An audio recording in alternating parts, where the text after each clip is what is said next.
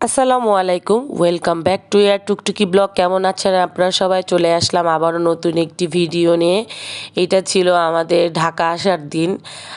ঈদের ঘোরাঘুরি শেষ করে এখন আমরা ঢাকায় ফেরত যাচ্ছি ব্যস্ততম নগরীতে। কারণ আরিয়ানের স্কুল, ওর পাপার অফিস সব কিছু খুলে গেছে, যার কারণে আমাদের এখন ঢাকায় ফিরতে হবে। তো আমরা রাজশাহী স্টেশনে চলে আসলাম। এই তো আমাদের লাগেজ নিয়ে কুলি আগে আগে যাচ্ছে আর আমরা পেছন পেছনে এগিয়ে যাচ্ছিলাম। তো স্টেশনে যাওয়ার পর শুনছি সেইখানে নাকি ট্রেন 1 ঘন্টা লেট। তো রীতিমতো মনটা খারাপই করলো যে আরেকটু সময় বাসায় থাকতে পারতাম। 1 ঘন্টা সময় বেকার স্টেশনে বসে থাকতে হবে, ভালো লাগছিল না। তারপরে ওইখানে বসে থাকতে থাকতে দেখলাম বর্ণর একটা বন্ধু ফারহান, ও যাচ্ছিল। তো ওর সাথে পরিচয় হলো, তারপরে কথা হচ্ছিল ওর ভাইয়ার। ফারহানের সাথে কথা বলতে বলতে আমাদের ট্রেনটাও চলে আসলো। আর ট্রেনটা 1 ঘন্টা লেটে আসছে।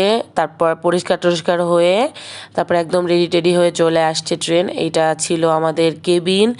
তো আমরা আস্তে আস্তে ট্রেনে উঠে পড়লাম। আর উঠার পরে আরিয়ানের পাপা ভালোভাবে সব কিছু লাগেজ টাগেজ উঠছে কিনা সব কিছু চেক করছিল, দেখছিল কোনো কিছু ছাড়া পড়েছে কিনা। তারপরে এই তো আমাদের ট্রেনটা চলতে শুরু করলো।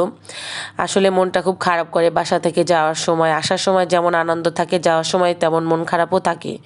তো তখন আমাদের ট্রেন ছিল সকালে, যার কারণে আমরা নাস্তা করে আসতে পারিনি। সেই জন্য আমি কিছু নাস্তা বানিয়ে নিয়েছিলাম আর এইখানে আরিয়ানের পাপা নাস্তা খাচ্ছে। আর আরিয়ানের সেই দিন খুব অসুস্থ ছিল, আরিয়ানের গায়ে জ্বর ছিল, সেই জন্য ছেলেটা আমার এই যে শুয়ে শুয়ে যাচ্ছে। ওর শরীরটা প্রচণ্ড খারাপও ছিল। ওকে বারবার জ্বর চেক করছিলাম আর ওষুধ দিচ্ছিলাম আর ওকে বলছিলাম বাবা তুমি শুয়ে থাকো, শুয়ে শুয়ে যাও, কোনো সমস্যা নেই।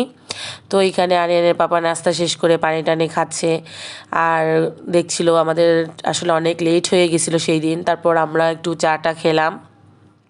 চা খেতে খেতে আমি বাইরের ভিউটা এনজয় করছিলাম, খুব ভালো লাগছিল।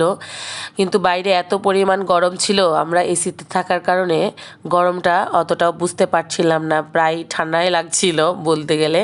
তো এইখানে আরিয়ানের পাপা লাগেজ থেকে জিনিস নামাতে গিয়ে দেখেন ওইখানে বসে বসে মোবাইল টিপছে। তারপর আমরা যমুনা সেতুর উপর দিয়ে যাচ্ছিলাম। আসলে যমুনা সেতুর উপরে যখন ট্রেনটা উঠে তখন অনেক ভয় লাগে, কেমন জানি বুকের মধ্যে একটু ভয় কাজ করে যে এত আস্তে আস্তে ট্রেন যাচ্ছে, যদি ট্রেনটা পানির মধ্যে পড়ে যায়। তো যাই হোক, আমরা আল্লাহর রহমতে ভালোভাবে ঢাকায় পৌঁছাই গিয়েছি। তো এই তো ঢাকায় চলে আসলাম, ব্যস্ততম নগরী ঢাকা, যা জীবিকার তাগিদে ঢাকায় আসতে হয়। আর আমাদের খুব শরীর খারাপ হয়ে গেছিলো, কারণ আমাদের অনেক লেট হয়ে গেছিলো, তখন বিকাল 5টা বেজে গিয়েছিল। দেখেন আমরা কতটা টায়ার্ড ছিলাম, ছেলের আমার ওষুধ খাইতে খাইতে অবস্থা খারাপ। তো আসলে ট্রেন লেট থাকলে যা হয় আর কি। তো আমার এই ভিডিওটি এইখানেই শেষ করছি।